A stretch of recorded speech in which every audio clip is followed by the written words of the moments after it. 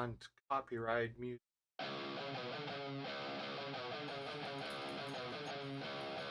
Share it out.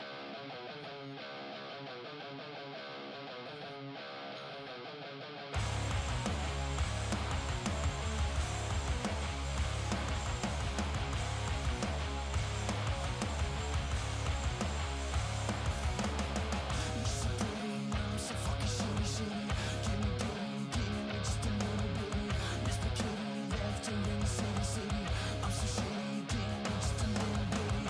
I'm so stupid, you're a fucking liar.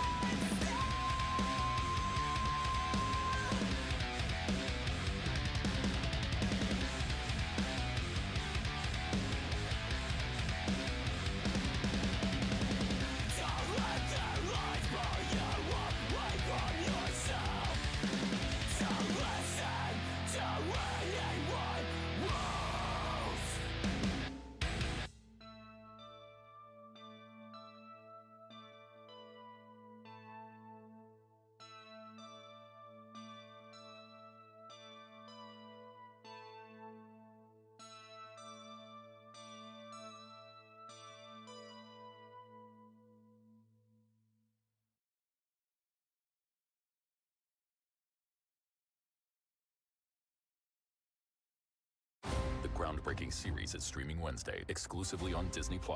You have removed your helmet. You are a Mandalorian, no more. I'm going to Mandalore. There's nothing left. All right, kid, you ready for an adventure? May the Force be with you! Don't miss This is the way. the epic return of The Mandalorian Season 3, streaming Wednesday, only on Disney+. When you go on holiday, there is no finer achievement than doing absolutely nothing. Nothing on the beach, nothing by the pool, walking kinda nowhere, and chatting about nothing. As an Expedia member, you can save up to 30% when you add a hotel to your flight. So you can have a bit more money to go out there with great ambition to do absolutely nothing.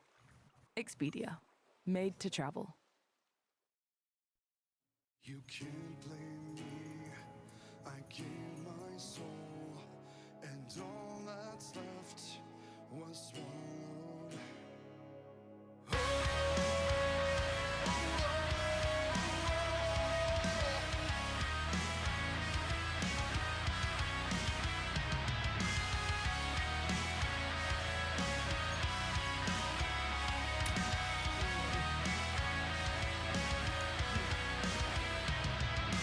Kept to myself, thinking of how crazy everything went south and burned. We turned into this, we cannot dismiss all the things that made us who we were. You can't blame me, I gave my soul, and all that's left was swallowed whole. You can't take me, I'll stand and fall for you and no one else. I need to know how we could go so far just to find there's no return. I break through the tides until they divide for you, just to prove I won't let go. You can't blame me, I gave my soul, and all that's left was swallowed whole.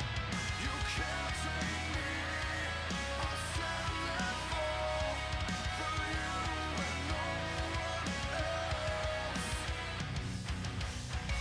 Don't keep dragging me along, I'll be here until you're gone. Don't keep hoping that you're wrong, I'll be here until you're gone.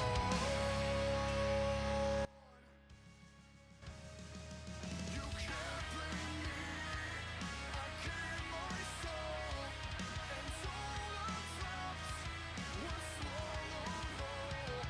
You can't take me, I'll stand and fall for you and no one else. Don't keep dragging me along.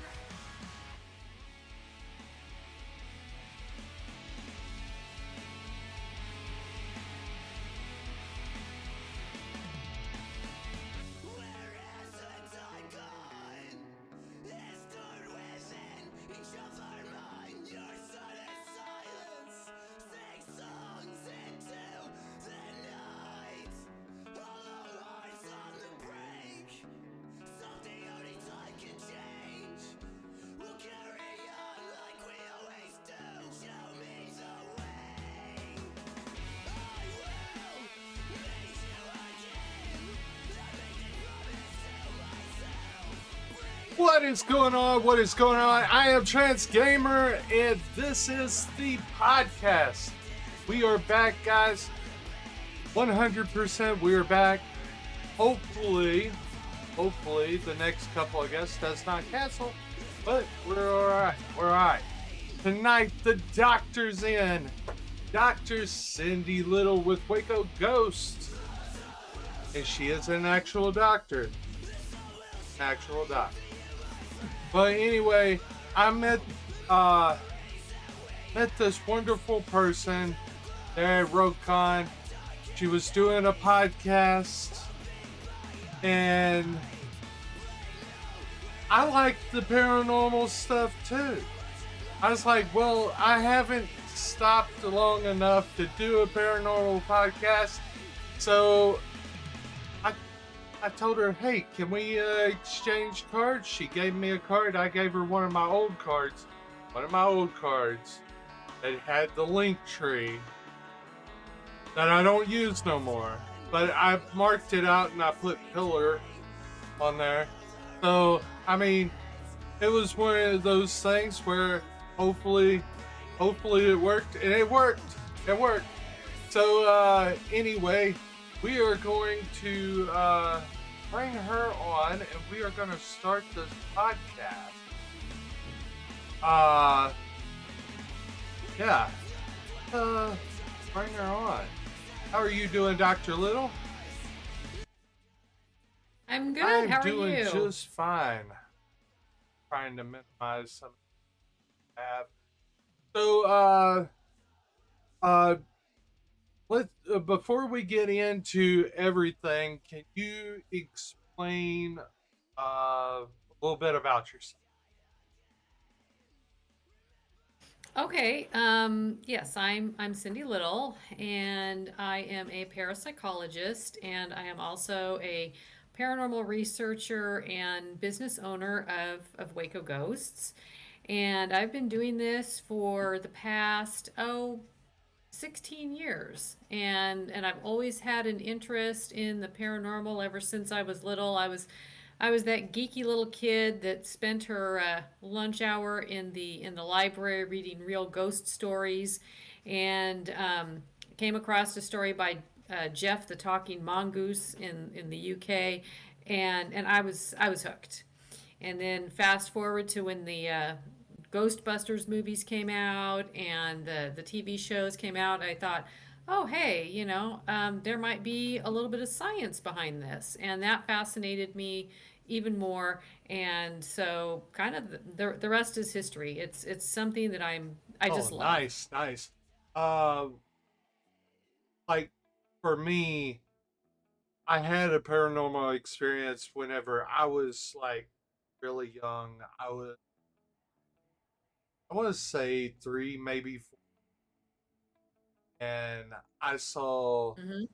your ghosts, angels. You can call them whatever you want. I saw them above my parents, uh, basically looking down on, and then both of them came up and gave me that like a E types. So that is one of those things where my paranormal, what do you want to call it? Yeah, the starting for the paranormal. There we go. Uh, There we go. uh, gets its start from. So that was like one of my very first ones. Then, later on, it's like whenever you did something bad in the house, and this where the tree fell over into the house, uh, Oh, literally you could go into the room where they took you to go get punished, and no matter whether the belts, uh, uh, whether the door was closed, whether the door was wide open, just you could be just standing there, that belt just like that.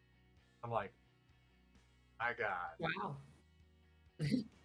somebody's fixing to get ghost whooped from the other side. So for me, it's always been that, and I've been able.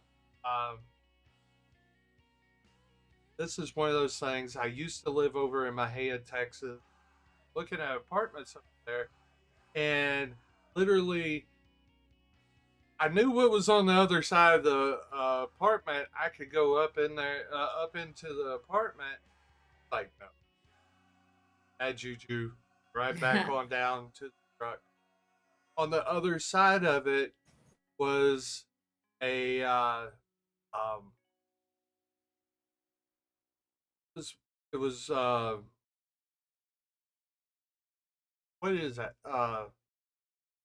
where they take them and bomb them, uh mortuary Oh, a mortuary mortuary? church, Yeah, had the yeah. whole line of limos and uh stuff like that. I was like, yeah, Oh, funeral. funeral home. There we Yeah, go. I funeral am home. so brain dead today. Yeah. It must have been that extra uh that extra work that I was doing yesterday. So anyways, I have 7 of ghost haunted Texas, and I want to get your opinion on this. And I have opinion on a couple of them because I've actually stayed Okay. in them. Uh, Hmm. one is not because I don't hardly go to the Austin area whatsoever. One is not Driscoll Hotel, Austin. Do you know Okay. anything about that, or have you had experiences, or what? Not really. I mean, I've never been to the Driscoll, but I've known plenty of people who have stayed at the Driscoll and have had paranormal experiences. It's one of the more popular haunted hotels in Texas, What definitely. was some of their experience like? Was it more like scratching what? It wasn't anything malicious or malevolent that I remember. It was, bad feelings, kind of phantom footsteps. If I remember right, somebody talked about seeing an apparition. So, nothing terrible. Oh, okay. That's awesome. Uh the thing that was I got I got all of this from a website. But it does make some point. Mhm. Driscoll is uh there isn't just one Driscoll hotel haunting. Many stories circulate the lavish hall of Dalston. Hotel. One tale claims a grand staircase at the Driscoll haunted by a young girl that met her fate in 1987, chasing a boy fall over the edge. That's one. I mean, no matter what, I've done wrestling, football, but anything that involves tumbling. I mean, it's just that's one Mhm. of those things that I that even hurts my neck. Because really, Yeah. another alleges Mhm. the Driscoll Hotel, room 525, is the site where two distressed brides took their own lives on their honeymoon. Exactly 20. Now, I've seen those type of occurrences. I'm not gonna call them fates, anything occurrences in several different other places. One of them being in Chicago, and another one being in like say Nashville. At a Mhm. and all of them happen to be in hotels. Uh, there thing. Hey, whenever you see something like that,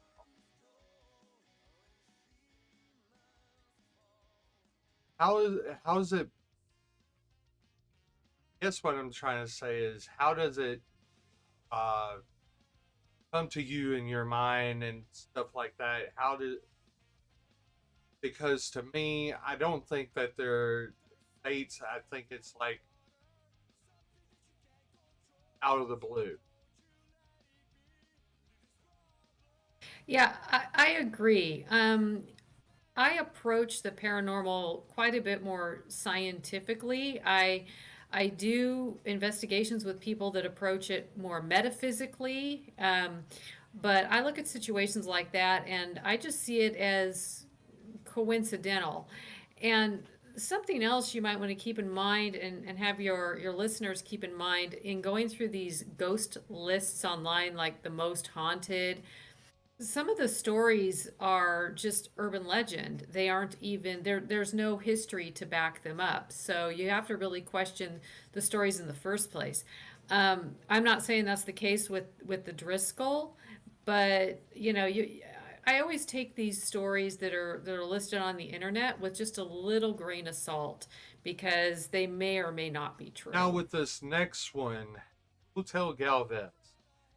I used to stay in the Galveston Hmm. area around Texas. So going down to Hotel Galvez, going down to the was Hmm. like almost every weekend.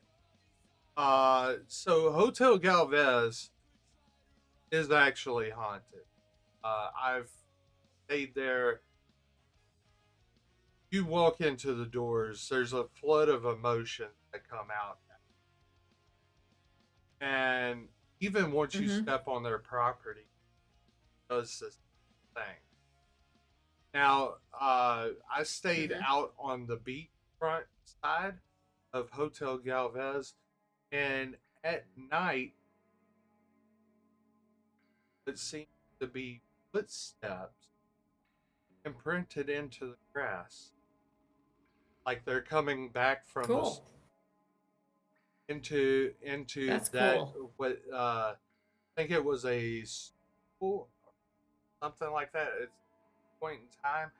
So they're a hurricane hit and they came from the beach area, something like that, and they're Hmm. traipsing back in schoolhouse or whatever it was at that point in time. Uh, Hmm. the haunting is supposedly the work of the lovely or lovelorn lady tried a tragic life. After hearing news of her fiance's death, you of ghosts to add the hotel's haunted history.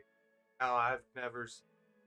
I mean I don't get that. I don't get that sense of a I demonic. Yeah, What's a ghoul? I don't. Yeah, I don't know what a well, ghoul is. I compare ghouls and demons being the same thing, but I don't get Oh, that. okay. I don't get that sense of stuff like that. I get Mm, the flood of sad emotion whenever I go in. No, just an mm. overwhelming of that. I mean, uh, have you stayed there or? Uh, This is another one I have not stayed at yet, but it is definitely on my list. And I would not be surprised if the entire island of Galveston is haunted because of the hurricane activity and all the deaths and the flooding oh yeah, over the years. I look at the paranormal. I think when we figure it out, and I hope we do, it's going to come down to a yet identified type of energy. And usually it's an energy that is associated with very repetitive events or very tragic events or very stressful events, in people's personal lives. And so you look at the tragedy of these hurricanes and the tremendous amount of energy in all of that. I mean, I'm not surprised that you're picking up on overwhelming sadness and that there's going to be haunt activity with people, the footprints in the grass.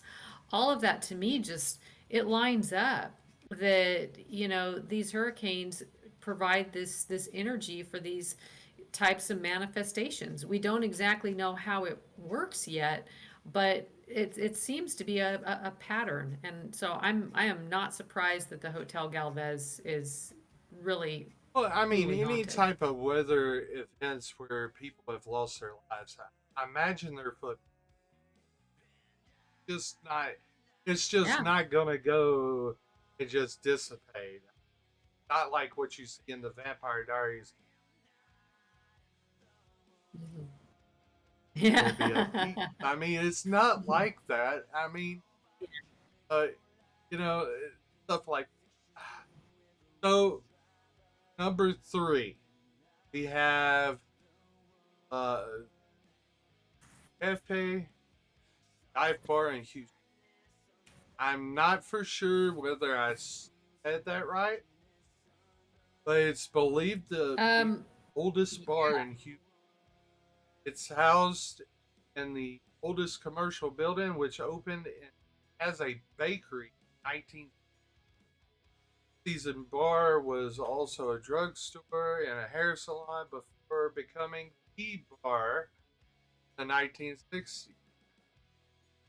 It maintains a haunted atmosphere lit by candles and serves hosts to the occasional seance. Bartenders have reported bottles falling and sound of children playing upstairs. Uh, some even say old manager lurks. Oh ooh, yeah, spooky. I mean literally. I have. You know, here's a crazy thing. I drink at home. I don't drink around other people because Hmm. there's a chance I may have too much and I can't drive home, and I'm not gonna have enough for an Uber Hmm. back to the house.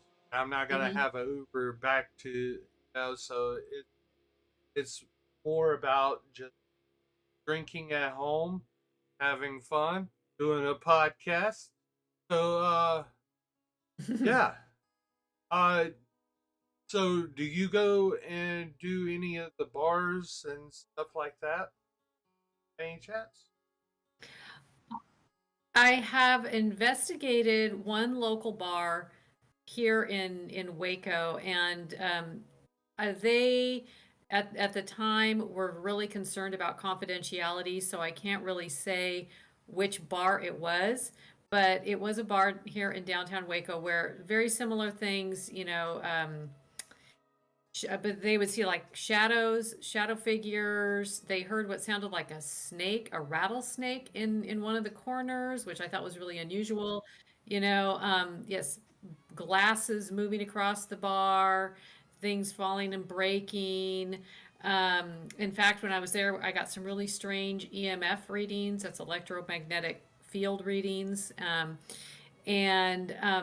the guy I was with saw a shadow person in the hallway, and so there again, I did a little bit of research, and kind of like the Hotel Galvez, this bar was really really close to where the F5 tornado hit Waco. So there again, you had this big weather event that released a lot of energy, and there was just lots of death and tragedy.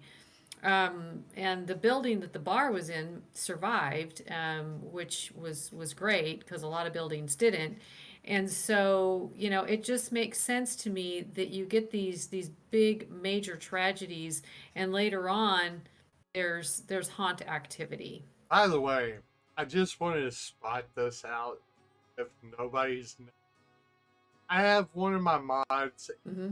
at and Oh. and what he has done is whenever I mean doing this on his own, mentioning keywords like Galveston, put Galveston, the country song, uh, on Oh. in the chat, and now that we're talking about the in a bar in Houston, He put Toby Keith.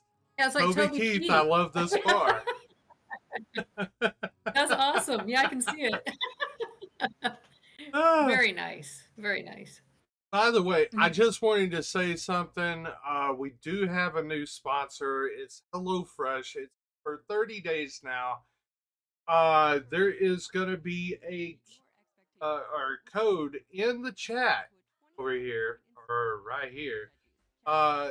In the chat that will get you 60% off and free shipping for your first box. Go to HelloFresh and right. Oh, I'm good. The Marfa Lights. I have never heard about them. And I love Oh. Texas history. In fact, whenever I went and before went to the Dr. Pepper Museum, I went to the gift shop over there and got some reproduction of the old Texas money to give away Cool. and chat to. So yeah, so I went over there and I love Texas history, and my whole thing was the Bonnie and Clyde car. Now, thank you for yeah. the 30 bits, Trend Killer, so much. But the Bonnie and Clyde car, definitely had my attention whenever I was young. We went to the Texas Ranger. I know I'm getting away from and the rest of things, but we went to the Texas Ranger Museum, and literally, I could sense something bad, but like a nightmare for almost. So I don't know what followed me home, but attached to me, it was like a bad nightmare. Every time I woke up, every time. And Oh, that's not good. but is what it is. But it's one of those things. Still, thank you for that's. It's one of those things where that just piqued my stuff for the paranormal. I mean, it piqued it to where, hey, I want to know more about it. So I went over there, like, hey, look, I'll still have the car, Bonnie and Clyde car. Just want to make an amends with it. That way, I don't get whenever I come in the whole months of nightmares and stuff like that. And basically, they're like, oh,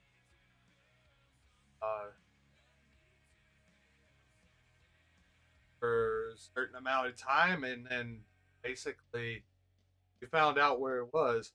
They put this car in a hotel and casino in Las Vegas. Well, a little bit outside of Las Vegas. A hotel and casino. I'm just wondering when this Wow. or is actually going to rob them of money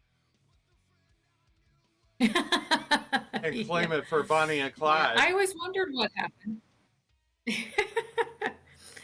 Yeah, I always wondered what happened to that car. I mean, I remember the Dr. Pepper Museum had it for a really long time, and they did a bunch of remodeling up on the second floor where the car was, and yeah, it hasn't been there for years The and Dr. years, and so I was always The fascinated Dr. with it. Pepper Museum also had it. Oh, I did, yeah. I did not know Yeah. about. Maybe they, I did not know about this. I well, only knew maybe about it they. at the Texas Ranger meeting. And I was like, oh my god! Oh. I had nightmares for 2 months with this car. I can just imagine what Okay. Dr. Pepper.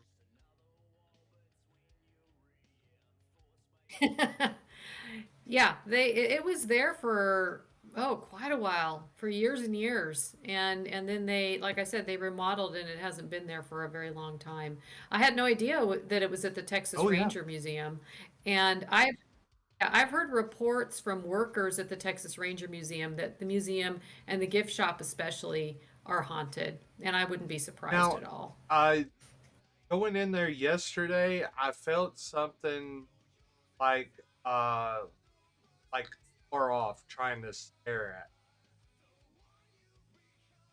Hmm. And Hmm. it didn't let its presence be known, but it was like far off and this unsettling, like somebody's watching Yeah. type feel. I Yeah, that's mean, creepy. nothing else. It's just that I felt. Yeah. So yeah, I mean that's I yeah. Creepy. That's creepy.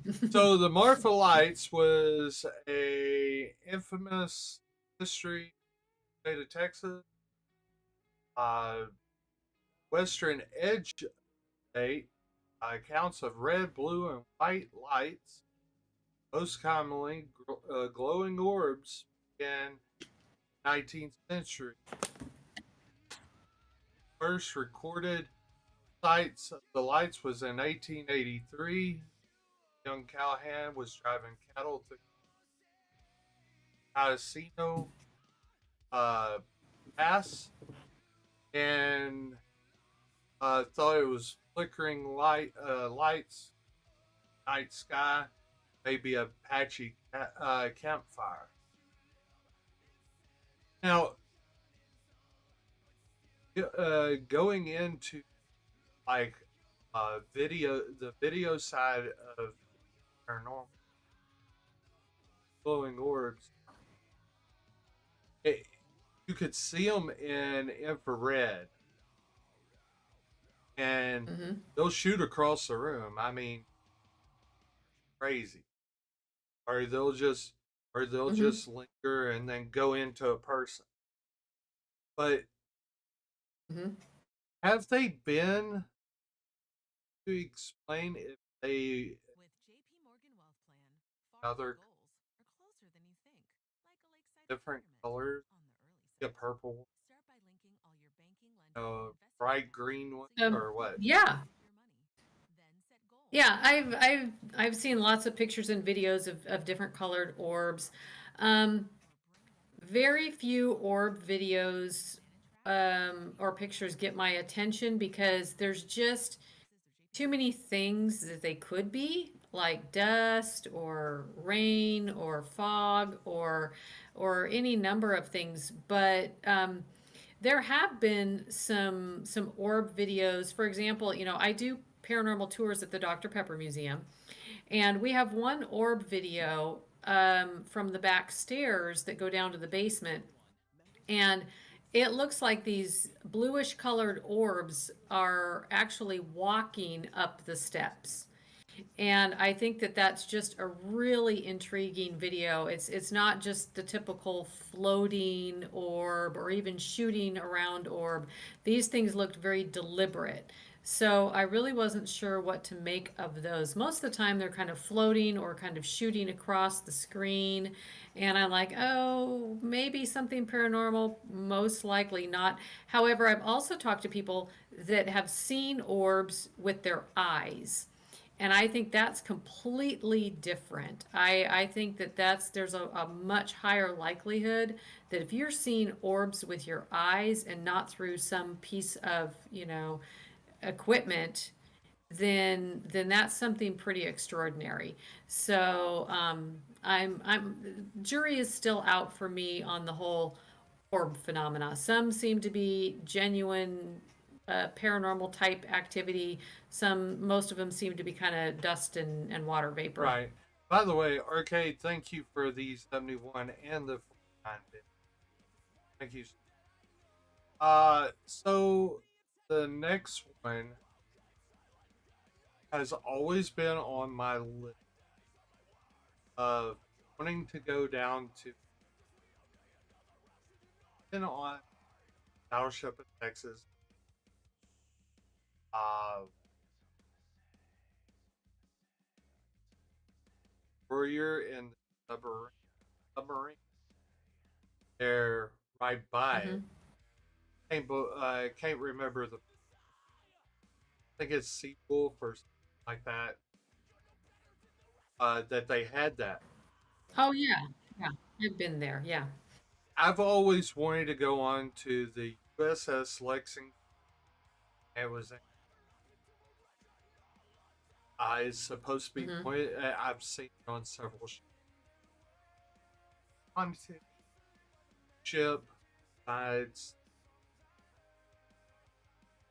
and the and most whenever like the videos, stuff like that. It took these guys that are like so far into the paranormal, their techs and everything else. 5 nights, the Lexington, so so yeah, that's been one of my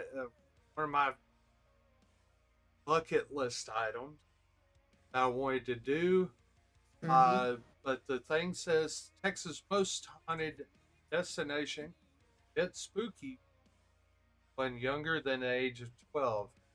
The younger crowd staying overnight at USS Lexington Corpus, where guests all age goes to take part in scavenger hunts across a 100,000 square foot and 11 decks.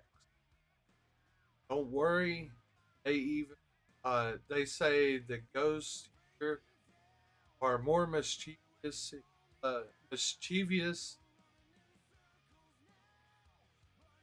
So they like to play the prank.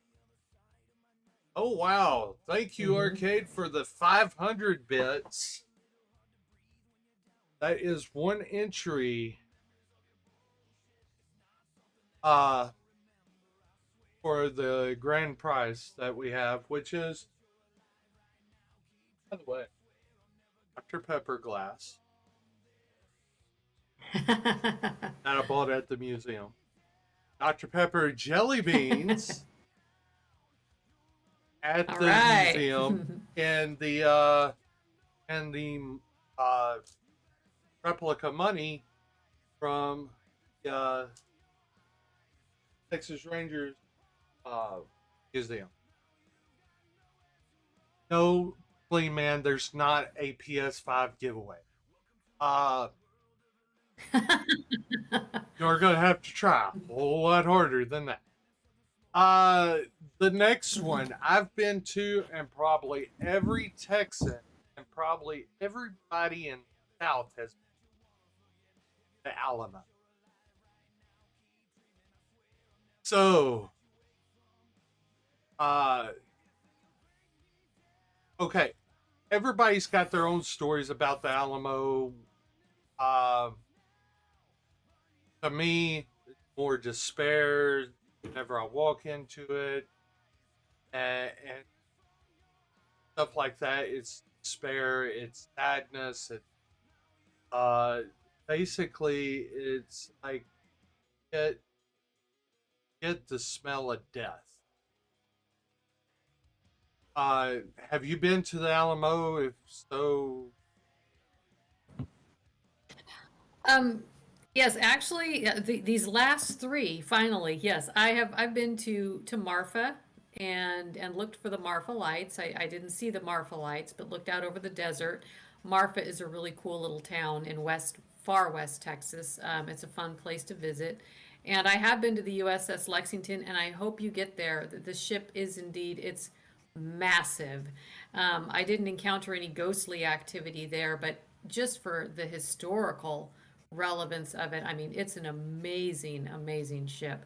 And finally, yes, I've been to the Alamo many times, but during the day, and I've never really felt anything, oppressive or sad. But you have to keep in mind, I'm one of those people that is just at the far end of the what I call the psi or the psychic spectrum. I have friends that are very psychically sensitive, and it sounds like you're pretty psychically sensitive as well. On one end, I'm on the exact opposite end, and I don't feel anything. So I'm really the wrong person to talk to about, hey, did you go to this haunted place? Did you feel this? Did you feel that? And I'm like, no, that's why I investigate with people who can feel those things and who can sense those things.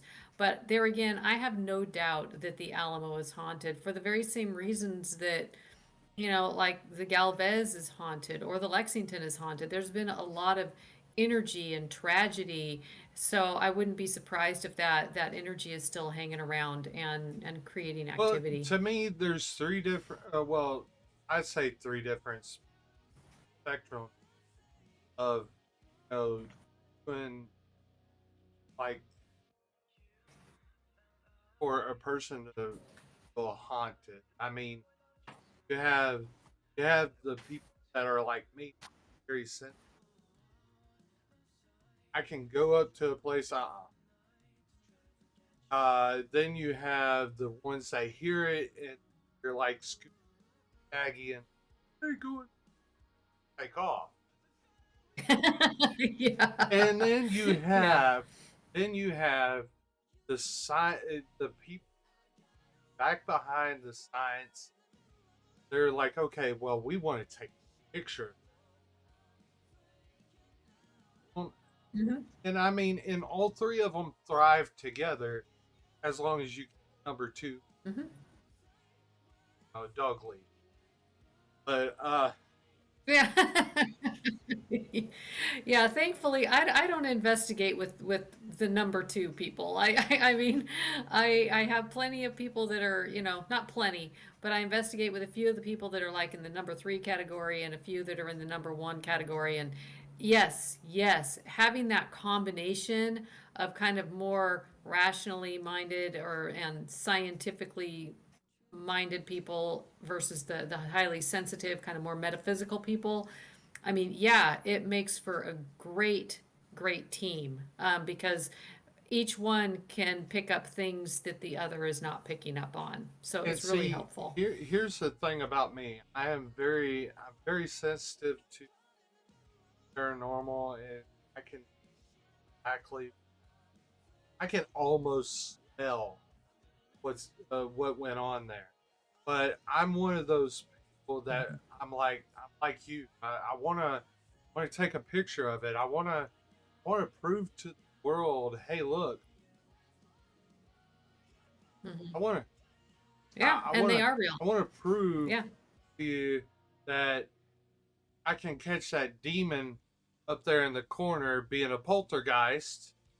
You know, I want to be able, Hmm. and I don't want, like, for people that would say, okay, hey, look, you just see. No, I've studied Hmm. on and off for 20 something years about Ed and Lorraine Warren and exactly everything that uh, they have in their occult. Like I told you, I've been over to Zach Began, uh, his occult music. Whenever I was driving a truck, Hmm.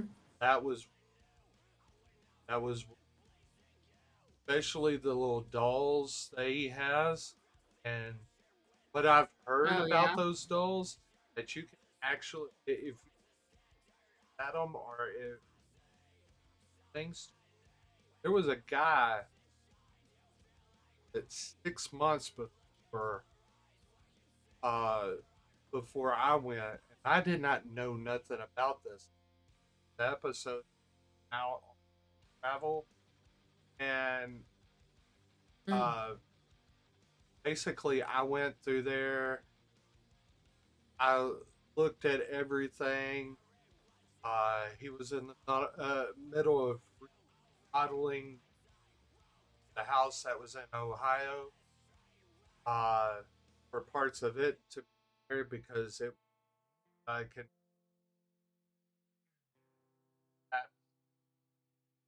And basically, guy came in and is like, F this, F everybody.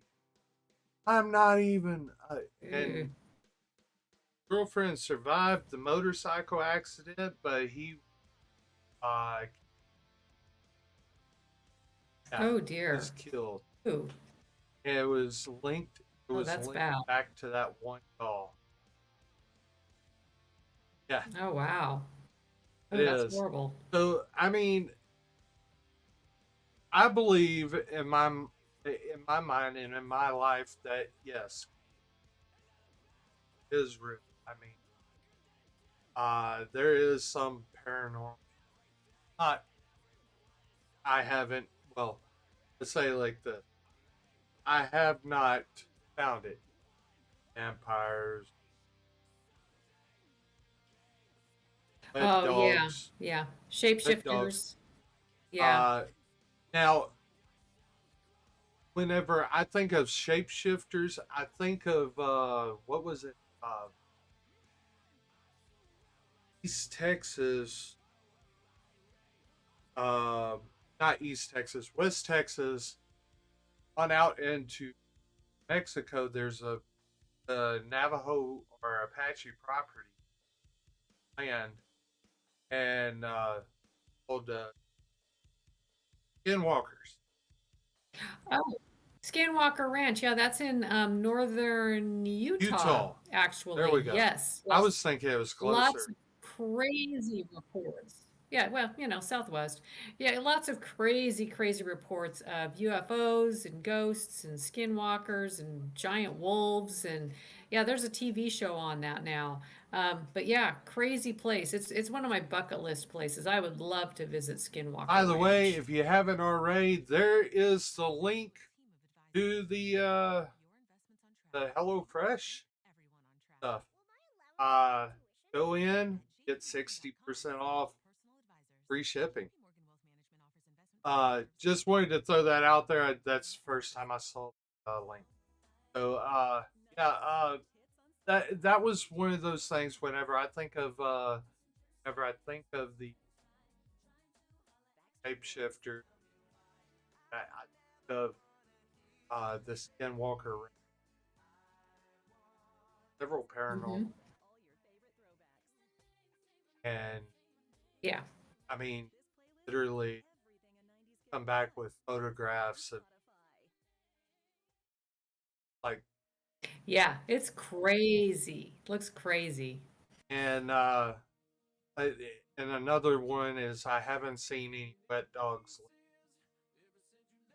Talking Yeah. about, I'm throwing references out from Vampire Diaries, talking about werewolves.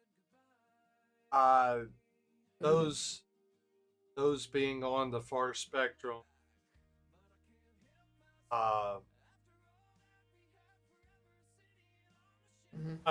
Those are the far spectrum of paranormal. Heard about? Well, it began from a book made by Bram Stoker, Dracula. And then they all called Vlad Tepes Dracula. Could he be? Not be? Don't know. And Hard to say. when, Hard to say. what I was telling you before stream just happened. Clean Man asked the doctor to explain Transgamer's floating head.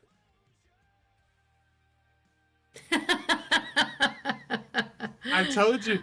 Oh, I don't know. I I think told you that's that would come up. a great mystery. It's a great, great mystery. Nobody Nobody knows. Nobody knows. knows. It's one of those things that will never be discovered. Exactly. But Exactly. anyway, Yes. the Alamo, like I said, I get the dreary feeling. I get devastation, sadness. I get the some of the places. I get the feeling of anger and stuff like that because of what they was. Uh, but some people don't. I mean, like you said, you depend on the science, and exactly. I would love to get some of the pictures just made. And... Okay, the last Mhm. one. The last one. The ghost of. I say this, but I'm not for sure how to say it right. It's Terlinga. Or Terlingua. let you. Terlingua. Yeah. Yeah. It's awesome. I've been to Terlingua, the ghost town of Terlingua. It's a great place. Okay.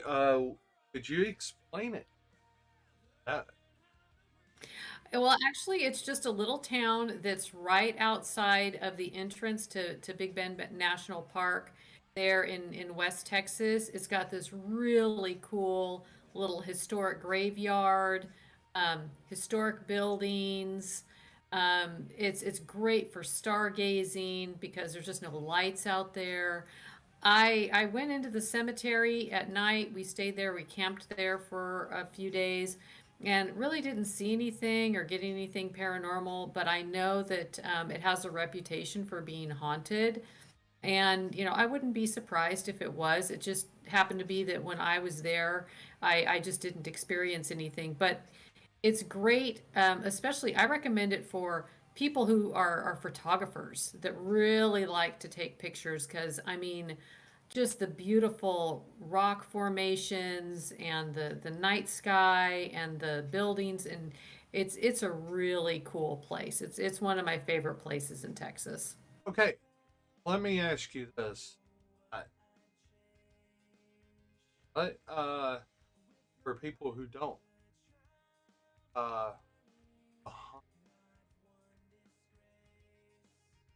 uh, lightning, running water,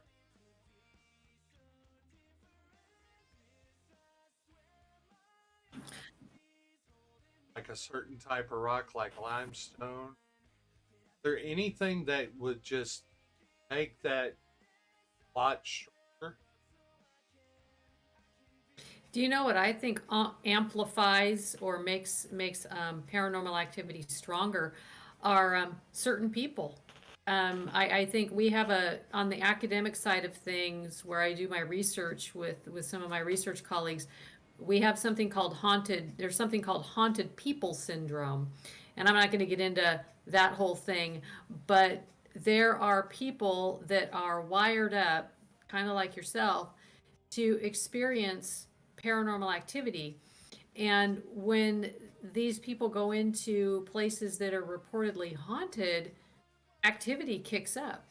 And there again, we don't exactly know how that connection is made, but I think of a lot of times it depends really on who's there. And if you've got people that are very, very psychically sensitive and high in a psychological trait called transliminality, then yeah, we find that paranormal activity happens a lot more. Now, what's going on in that environment, we're still looking at that too, because obviously there's some kind of connection or interaction between these people that I call them ghost magnets, between ghost magnets and these haunted environments. So I think more than anything, it's who's there. I mean, yeah, I mean, but I was, I wasn't really thinking that there was a way that a person could practice stuff like that. I, I guess for me, I'm not for sure about the area. It's about the kill the area. Hmm. Yeah, it's both. It's both. It's not just the person bringing ghosts along with them to the party. No, it's about these people that go into these locations that, yes, have something strange going on in the locations, something paranormal that even people like me, because I've seen a ghost, even people like me can have these experiences in these haunted locations. But if you bring, if to make it stronger or to make it more likely that there's going to be activity, then you want to bring these ghost magnets in, and they will, I don't know if they're drawing out the activity or they're altering the environment with their presence in some way, because there's something definitely in the environment as well. And so it's really really interesting. But yeah, it kind of depends on, at least in my experience and in our research, that's kind of what we're seeing. All right. Well, you have questions. Of course, I think the Okay. viewers will have questions. How long have you been a doctor? I got my doctorate, my PhD in educational psychology in 2006. So let's see, 14, 17 years I've been a doctor. Okay, well, you answered.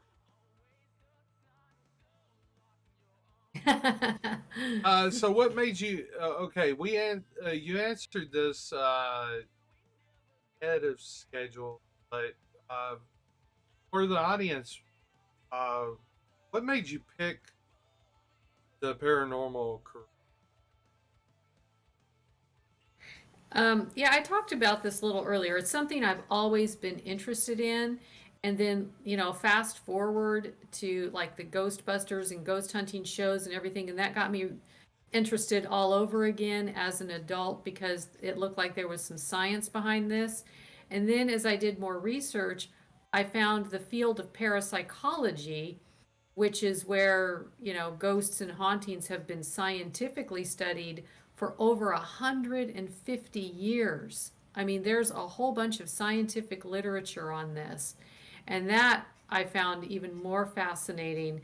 And so I look at it, and the reason why it fascinates me so much is it's the only place where the big questions that everybody has are being tackled. Do we survive death? Well, is there life after death? What happens to our bodies and our if we have a soul, where does it go? Are there other spiritual beings? Are there angels? Are there demons? All of these big universal questions that mainstream science just kind of pushes aside and said, "Oh, that's a bunch of nonsense," or that belongs in religion. It's not scientifically studyable. And it's like, no, no, no, no, no. These are the questions. And I mean, if we can even start to be able to answer some of these questions scientifically, I mean, wow, that's a game changer for everybody. I mean, I can't think of anything more exciting to study than this. So yeah, I love it. Okay, so for someone that doesn't know, what are the types of?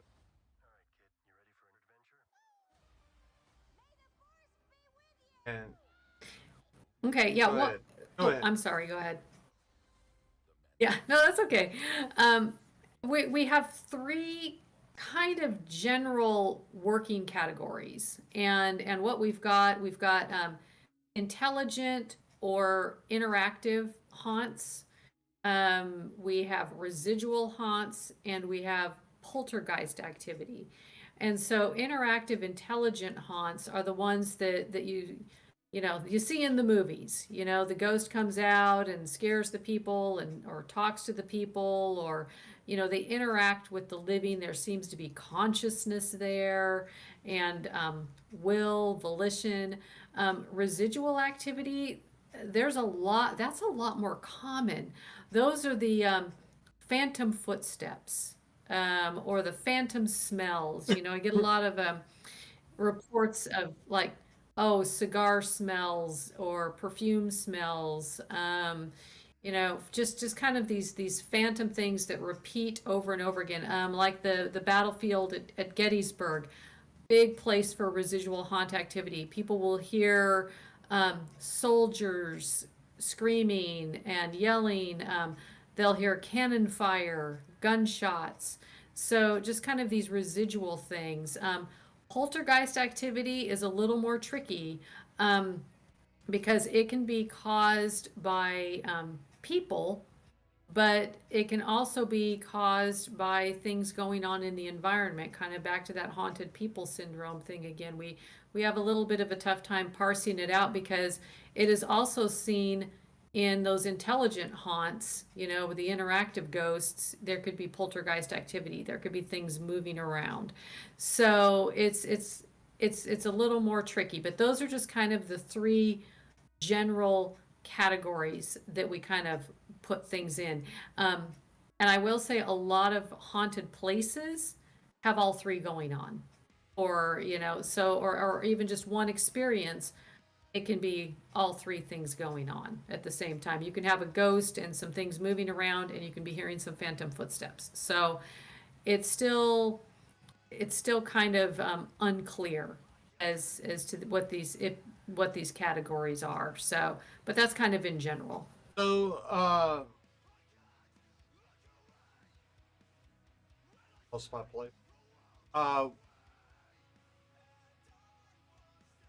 So on the residual type, could I got it?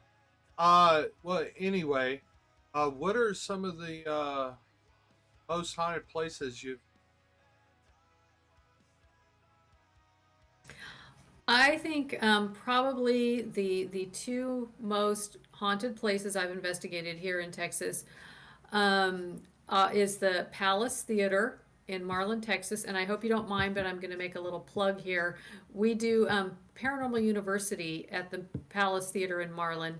That's open to the public. We do this like 2 or 3 times a year, where we invite the public in. There's limited amount of space to ghost hunt the theater, which is very active. Our next one is coming up on April 8th. So the Palace Theater is the only place where I've seen a full-bodied apparition in the basement. And there's been lots of activity over the years there.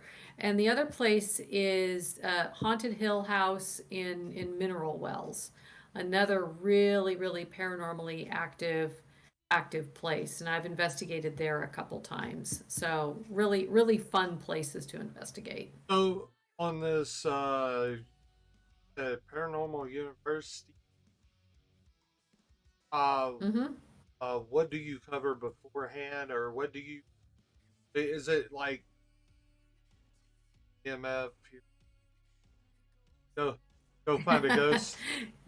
It kind of, I mean, what it is we have people come in, and we do a really quick introduction, and just, demonstrate all of our tools and all of our, cameras and EMF readers and everything. And we tell them how they're used. We also have EMF meters that they can use as well.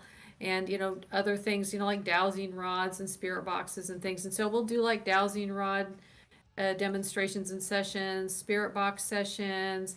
And then we have the people just break into groups, and the theater is huge. And so we just kind of rotate groups to investigate different parts of the theater for the evening. And then at the end, we all come back and share what we found. Nice. And so it's always a lot of fun. Yeah, it's a lot of fun. Dowsing rods got really good steady hands. Keep them out in front of you. That's the way to go.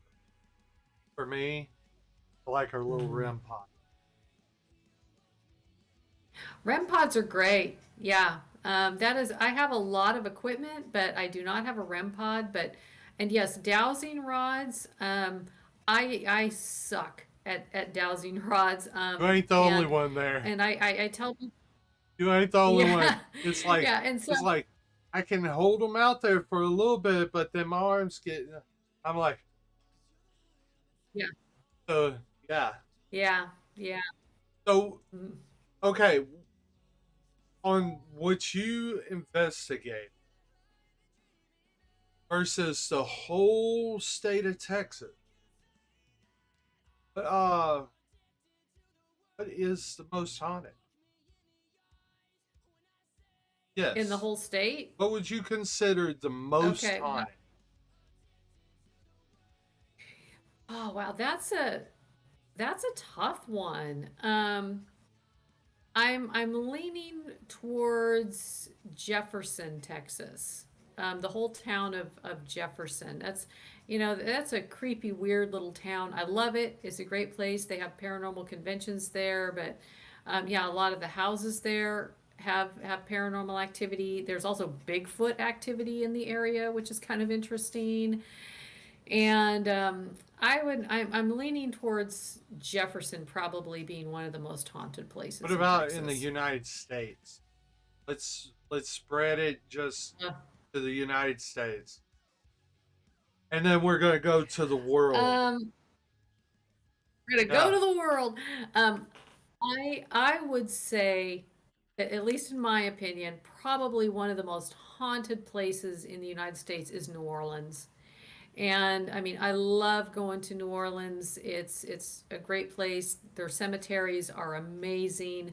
Also in Louisiana is the Myrtles Plantation, which has a reputation for being extremely haunted. One of my fellow investigators has been to the Myrtles and had some interesting experiences there. And so yeah, I would say definitely New Orleans would take the top spot for one of the most haunted And places for in the the US. Myrtles Plantation, there's been I don't, well, I call it not a full body apparition, but whenever I think of body apparition, but you could tell, Mm. period, clothing, face, everything. There's been photographs all over. Hmm. I mean, I think there was one in the history books whenever I was growing up of the Myrtles plantation of because plantation they had slaves, and one of the slaves and younger child right there, and you would think that it was like black and white photograph of the Hmm. person, of the slave, and of the child. How that's how Hmm. uh like the clothing and everything else look.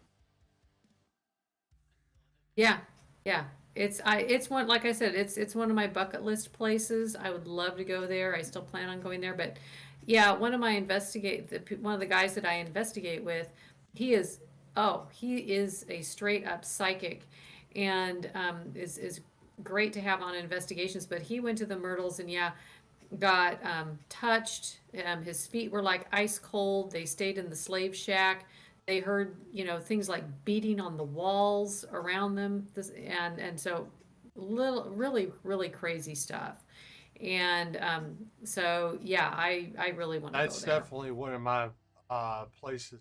What about the world? Been talking to US now. The world. What is The world, that's that. I'm not a world traveler. But I do know a couple of places that I would really like to go to that have reputations for being very haunted, and that is one is the Island of the Dolls in Mexico, where there's a legend where a hermit lived there, and these little girls that supposedly drowned, were haunting him and asking him for dolls, and he kept getting dolls and just putting them all through the forest. And I mean, it's just this really creepy forest that's filled with these dolls that are, and pieces of dolls that are like nailed to the trees and stuff. And they say that the dolls will turn their heads and look at you, and their apparitions being seen there. So to me, that sounds like a really kind of creepy, cool place. And the other one is Pripyat, which is in northern Ukraine. And this is where the Chernobyl disaster happened.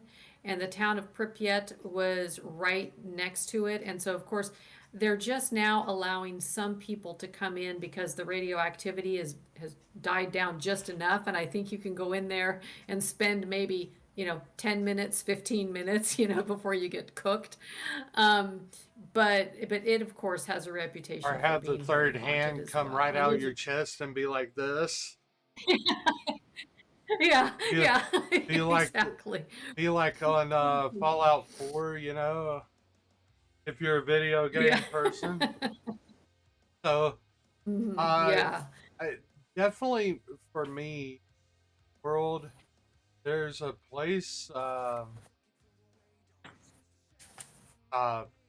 I really don't want to name its name, but let's say it like the Take Your Own Life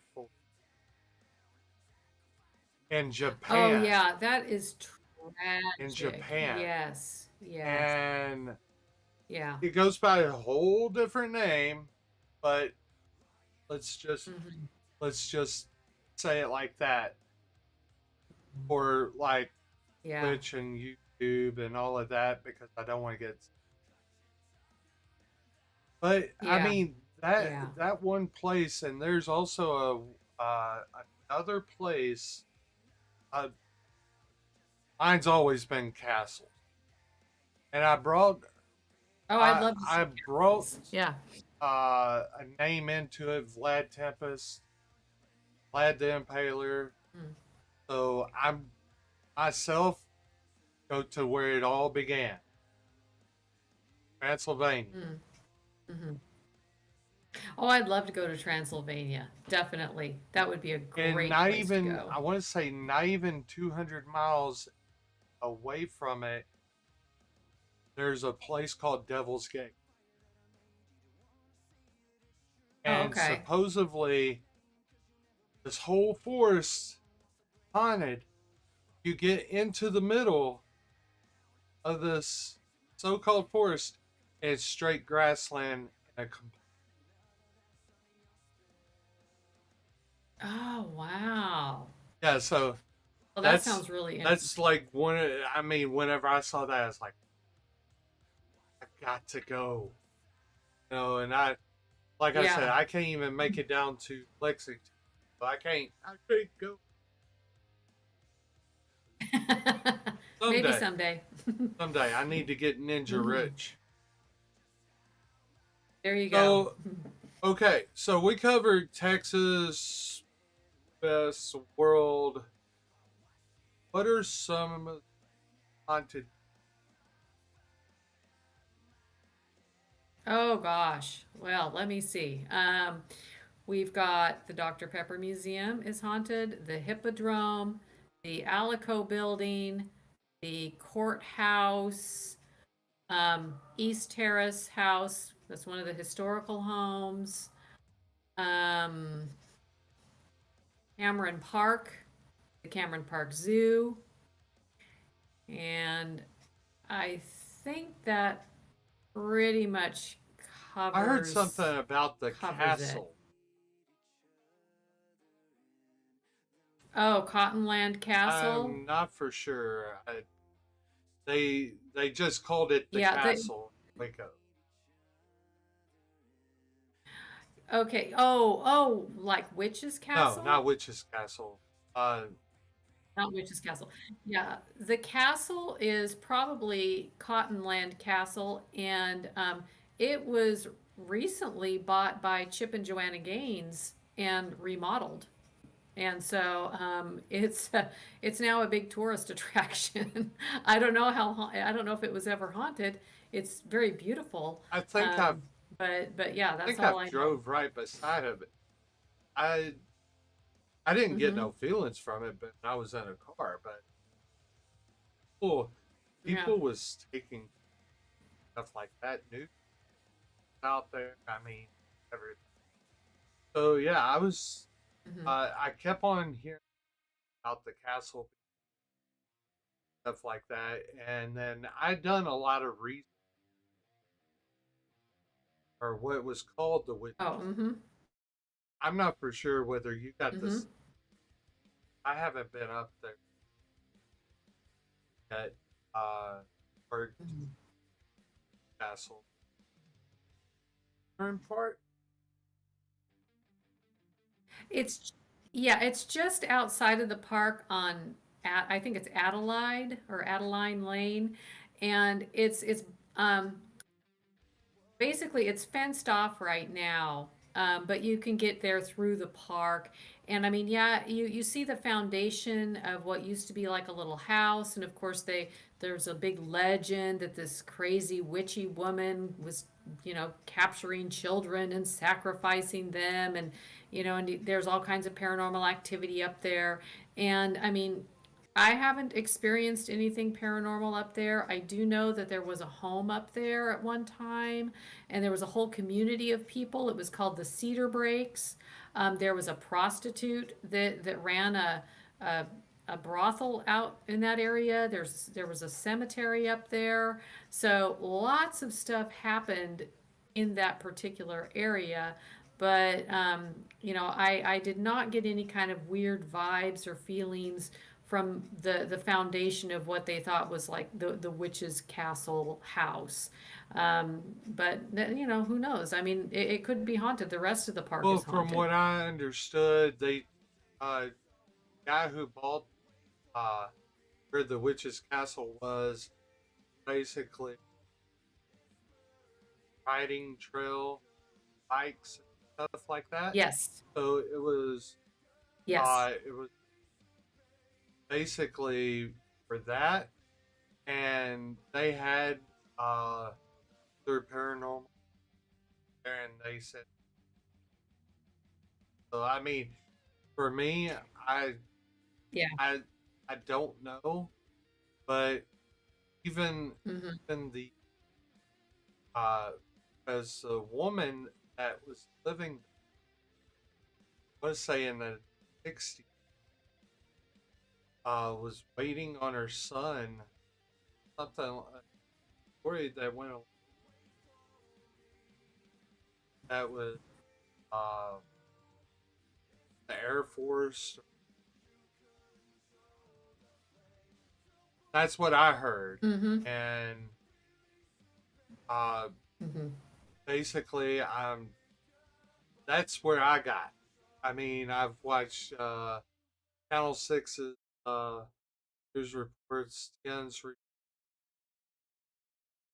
With JP Morgan Wealth Plan, faraway goals are closer than you think. Like a lakeside Yeah, I think that one, honestly, I think it's a lot of urban yeah, legend.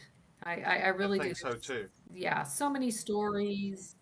Yeah, but it's still a cool Oh, I'm, place. I mean, it's still worth going out there and looking around. out yeah. of reach, or bring them Uh Mhm. free and plan okay, we was talking about equipment. What is your favorite piece of investment equipment? Oh, that's easy. My EMF meter. Um, for those that don't know, my EMF meters are electromagnetic field readers. And what they do is they're designed to detect, electromagnetic fields.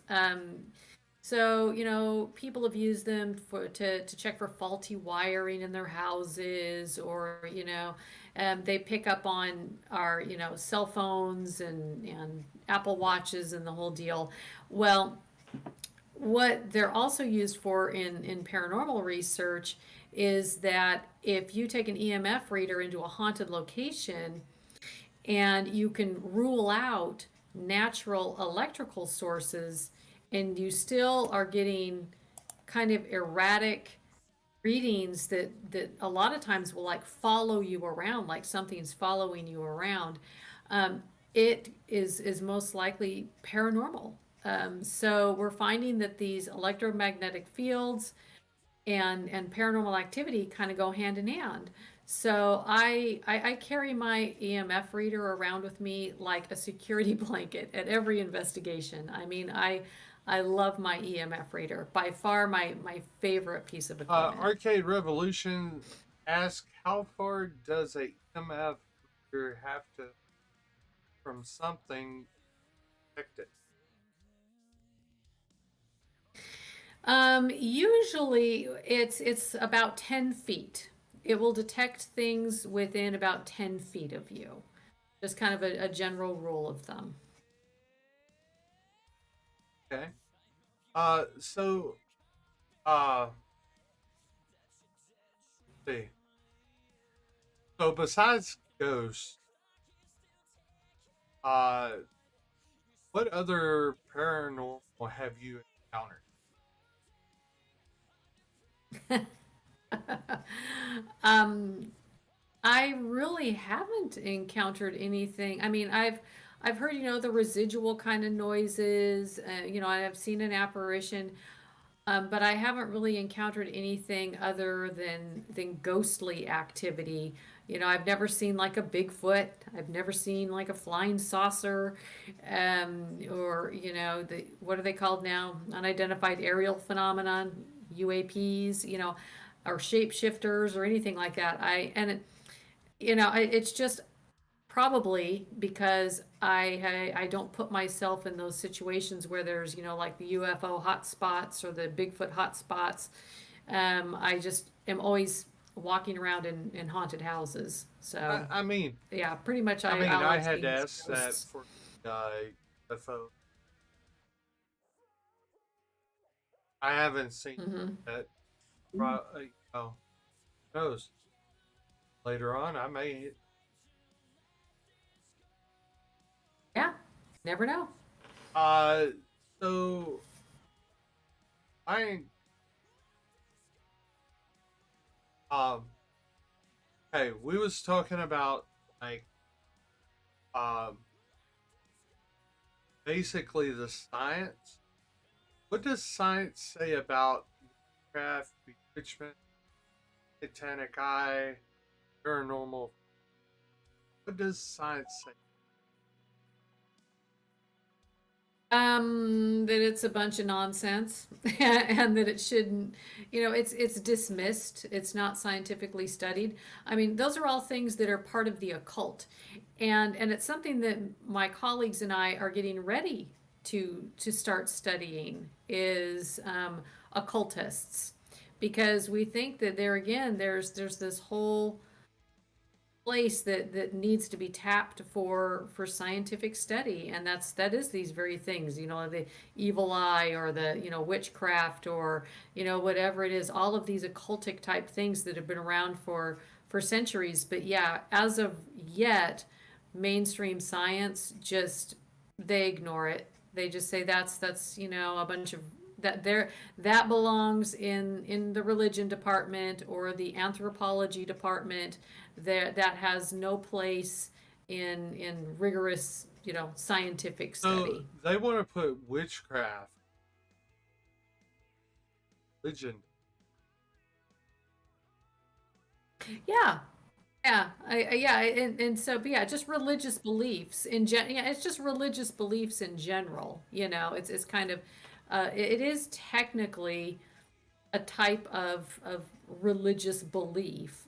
So they would put it in Oh, there. so I'm going over these questions. Like I told you, they're gonna be like mixed up and everything. I didn't. I just wrote them down and then put the number. That's okay. Uh That's okay. so let's see.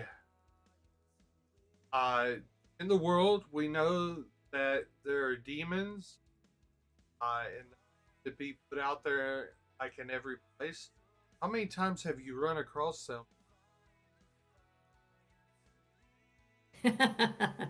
Never.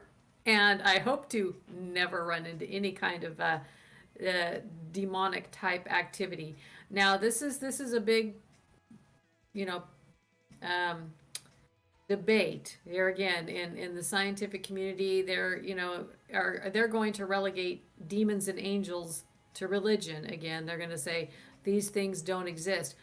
I am a Christian, so I believe that other spiritual beings exist. I believe that demons exist. I believe that angels exist. Um, I think that they are both very powerful, and they are something that you should not mess with, and especially you should not provoke. I cringe every time I see paranormal investigators go into a place and you say, "Show yourself, demon! Get out here, you blankety blank blank," and all this, and I'm like, you don't know what you're dealing with. You're coming in being very arrogant and thinking that you can control this situation. And if you do have a demonic encounter with this like very powerful spiritual being, to me it's kind of like holding a tiger by the tail. I mean, I would never ever want to run into a demon. Um, I haven't yet, and I hope I never do. It's just something that I just really don't want any part of. Right. Well, there's, I mean, there's some stuff out there, and like I said, I'm a big, I guess you would call it a big fan of Ed and Lorraine Warren. And Mm-hmm. whenever I see some of the stuff that they've done, it's always been okay. The bed's twisting and all sorts of directions upstairs, and uh, Mm-hmm. Ed's playing Elvis. So, in real life, Ed and Lorraine Warren said uh, anything that has locked itself in an object should not be gotten rid of. For example, the Annabelle doll. Mm-hmm. Okay, so should, what is your opinion on, let's say, destroying that object? Let's say, later on, let's say Tony Shapiro, that's over Ed and Lorraine's place, passes, Mm-hmm. and somebody comes in, bulldoze, knocks over the case, Annabelle's free. So, Yeah.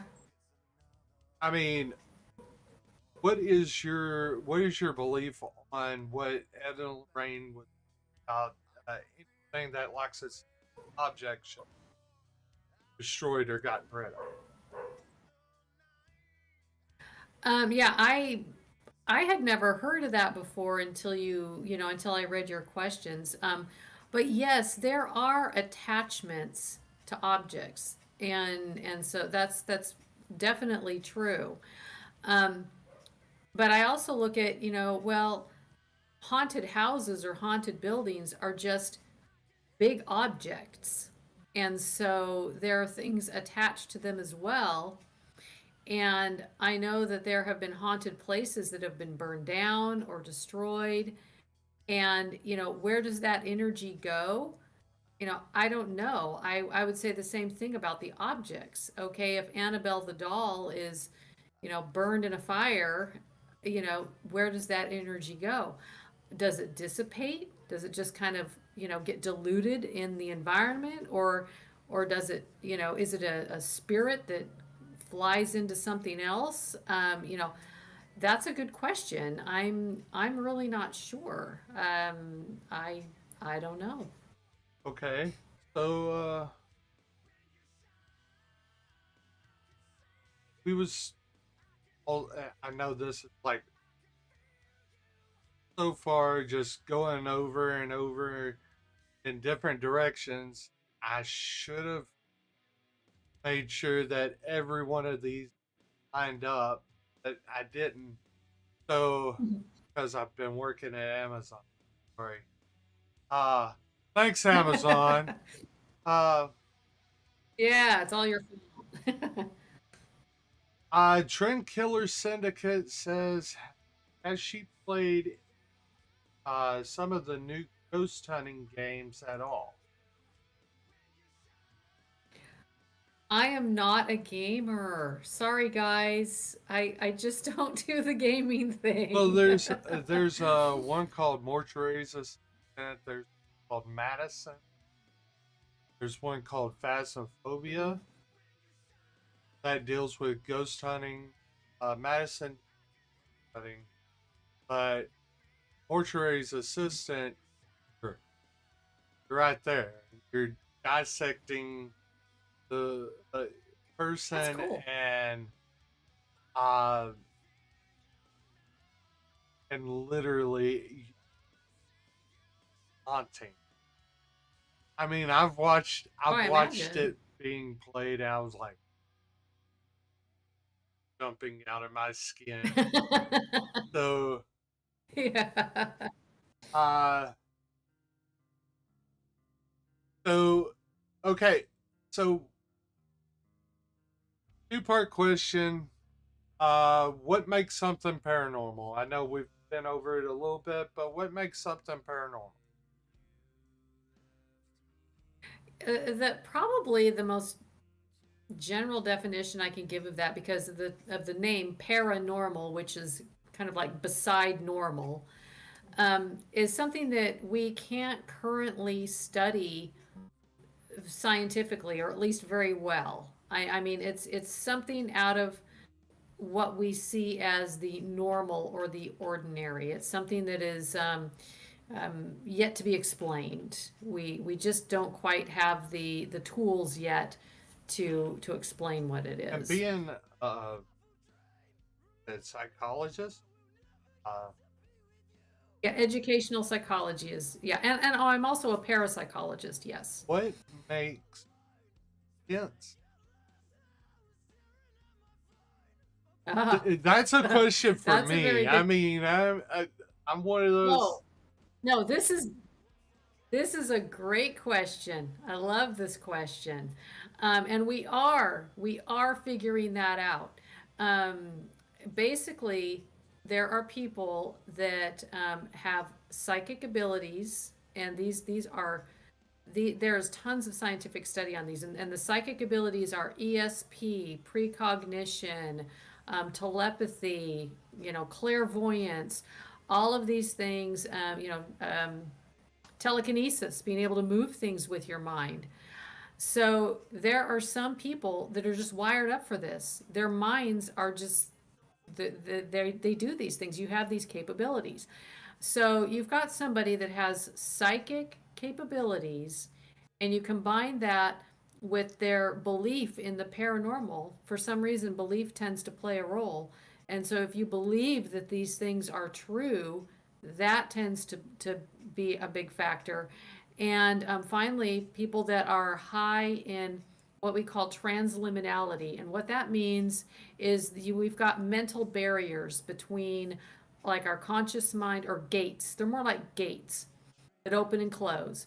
And between our conscious mind and our subconscious mind and our unconscious mind.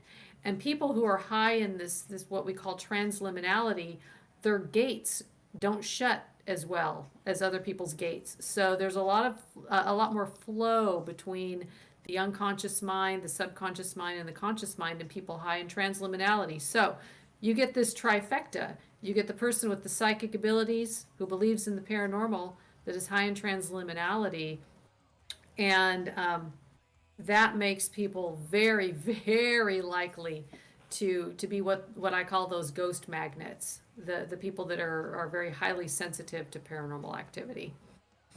So Is it dangerous to experience paranormal activity? In general, I would say no. I have never been in a situation where I've felt in danger or have been harmed. However, I do know that there are people that have been in paranormal places that have gotten scratched or pushed, um, you know, or kind of bruised. So I think there are things that can happen. One of our cases that we wrote a paper on was the South Shields poltergeist case in Britain, and this was a couple of years ago. And the poltergeist would throw butcher knives at the family, so it can be dangerous, yeah. But I think that's pretty rare. Now, you mentioned, and my mind went Mhm. uh, Jacob's ladder here. Oh yeah, yeah, the Yeah, grabbing the ghost. grabbing Yeah. ghost.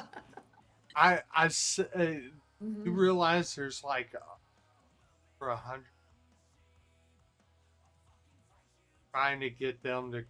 I mean, bringing women along because I Mhm. want to say that at RogueCon that Mhm. primarily grabs women. Yes. So they've been bringing Yeah. women along and stuff like that, and they'll, uh, they'll try to get this ghost grab, and most of the Mhm. time it fails.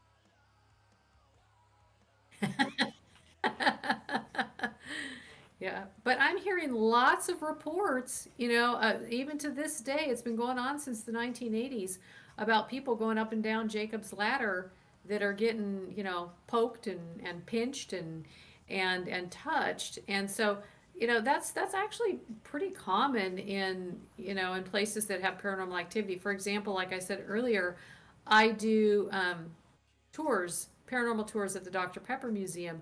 And recently, within the last couple of tours, we have had people come through the tour, and one lady got grabbed on the ankle, another lady got grabbed on the thigh, and I was standing there behind the tour group, and something poked me in the butt.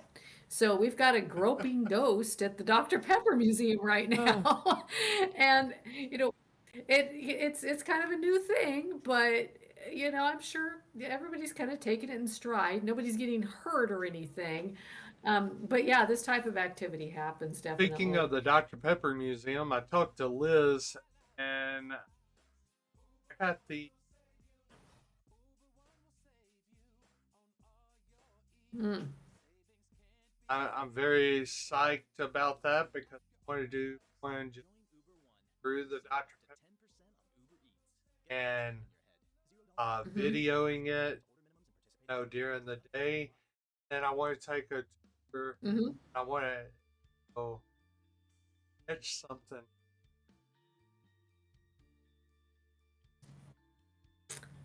Well, you never know. I've been taking, because I also teach paranormal investigating classes at MCC, our local community college, and I've been taking students to investigate the Dr. Pepper Museum since 2016. And I mean, some of the things that people have witnessed there are shadow people. That seems to be a pretty big one. My equipment has been kind of messed with. My camera's turned off. Um, Phantom noises like the screen door closing. Of course, there's kind of a malevolent presence in the basement near one of the crawl spaces. And so, Which yeah, basement was there that? is stuff that at the Dr. Pepper Right, Museum. I was talking about like it over at the soda part down there, or is it like Oh, at the? oh yeah, yeah. Is it at the other part of the museum where the top is? No, no, it is, yeah, you know where the soda fountain is. Um, the basement is off limits to the public, and it's over there. You have to go through the offices by the soda fountain, and you get to go down into the basement. Now, on the paranormal tours, we take guests down to the basement, but that's the only tour that is allowed access to the basement. Huh. Uh, what about the Lady Black Oh, at at the the Dr. Dr. Pepper Pepper? Museum? Yes, yes, yes. There was, yeah, that is one of the full body apparitions that's been seen there in the basement. And she was dressed in a black Victorian dress and looked like an actual person. In fact, one of the workers saw her and talked to somebody else that was working there and said, "Hey, I did not know that we had historical reenactors at the museum." And they said, "We don't." And she's like, "Well, I just saw a lady wearing a black Victorian style dress in the basement."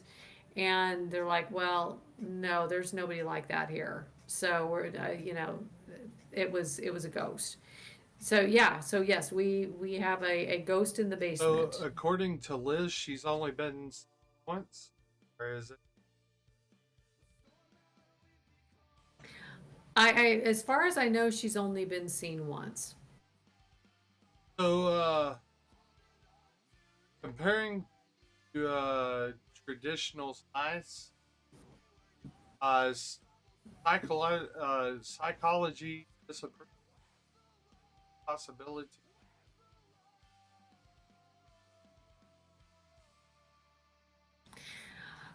Well, it was accepted for a while. The Duke University Parapsychology Lab back in the 30s was a very well-known spot for paranormal research, as well as Princeton has done paranormal or parapsychological research, Stanford. So there have been some big universities that have studied these, especially the psychic abilities, like ESP or clairvoyance. Our government did a Project Stargate, as well. And so this was all kind of a happening between, I'd say, probably the 30s to the 60s, 70s, and then it just kind of fell out of favor. And so really all that's left here in the United States is the Rhine Research Center, which used to be the Duke Parapsychology Lab, but it's very small now. But it still conducts scientific research in the field of parapsychology, but that's it. I occasionally have people come up to me and say, how do you get a degree in parapsychology? Where do you go to school to become a parapsychologist? And I'm like, we don't have any of that anymore. We used to at one point, and hopefully we will again, but there's nothing like that here in the United States. Well, I mean, it's treated more like a hobby than it is like ghost hunting. Yes, It's treated more like a hobby instead yes, of like an act. yes, Now, very much so. being an investigator, paranormal, what would top five like? Okay, I have those written down. like for the audience. Uh, Okay. Yes, kind of my top 5 places to investigate. I would love to go to Waverly Hills Sanatorium in Louisville, Kentucky. I would love to go there. I would love to go to Salem, Massachusetts, because of the Salem witch trials. There's supposed to be a lot of haunt activity there. I would love to go to Eastern State Penitentiary. That's another spot I'd love to go to. Of course, the Myrtles Plantation, which we just talked about. And I would love to see St. Augustine's Lighthouse in Florida. So those are the biggies on my list that I'd really like to I agree with the investigate. sanatorium at Eastern State Penitentiary. Eastern Yeah, State Penitentiary, yeah. see, I used to be a TDA office. I love seeing those. Hmm. So something like that would be fine. I would those two. I would love to go see, like I was saying, Pennsylvania uh, castle that Oh yeah. castle that that tip. Uh, I Yeah. would love to go see a couple other. That is just Yeah. awesome. So many. Okay, so where can we Yeah. find you? Shout yourself out. That's easy.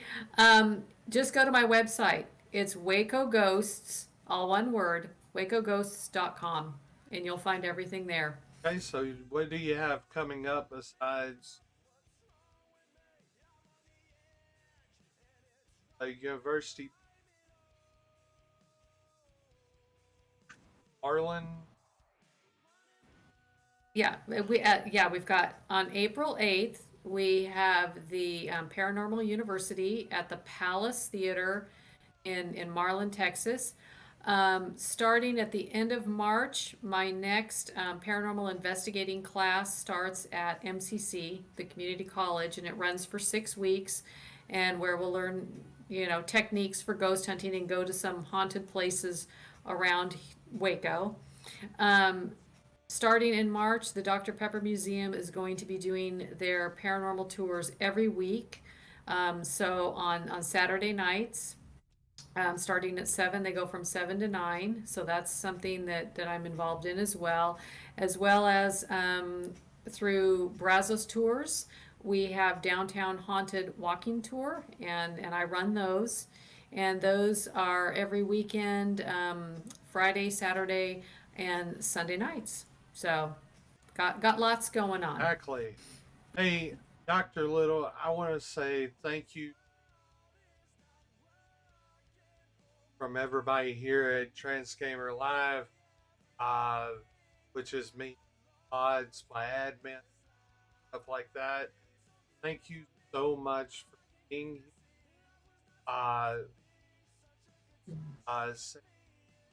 Awesome. Another streamer. Okay. All right, thank you. All right.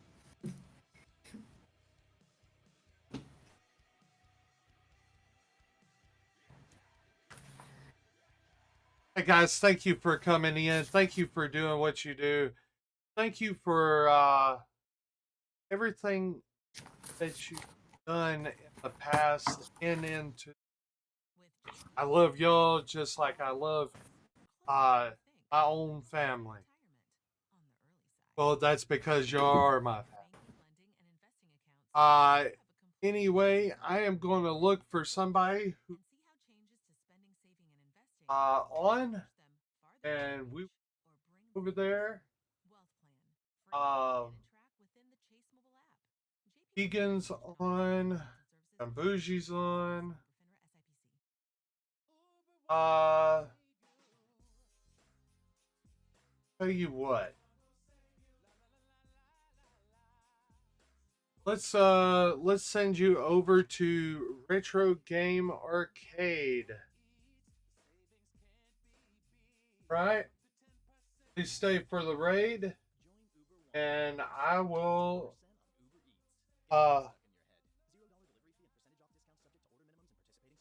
we'll send you over there.